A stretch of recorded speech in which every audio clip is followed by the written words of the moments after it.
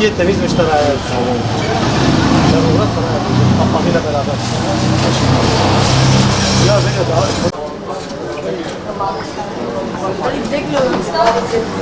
Şu anda sezon bitti abi. Şu anda çupra var, levrek var, somon var, alabalık var. Şu anda bunlar var abi. Şu anda çay balığı yok. İstavrit, hamsi yoktur bunlar. Zaten sezon bitti. Yaz geldi artık sezon bitti, yasaktır. Şu anda somon var, alabalık var, çupra var, levrek var. Bunlar var. Sezon bitti, biz de istirahattayız. Vatandaş gelebilir yani. Bunlar var, başka bir şey yok. Var tabii bunlar da var. Müşteri geliyor, veriyoruz onlara. Biz memnunuz, onlar memnun. Allah'a bin şükürler olsun. Daha var abi, daha var, daha sıcaktır. 1-2 ay var daha. 2-3 ay sonra gelir.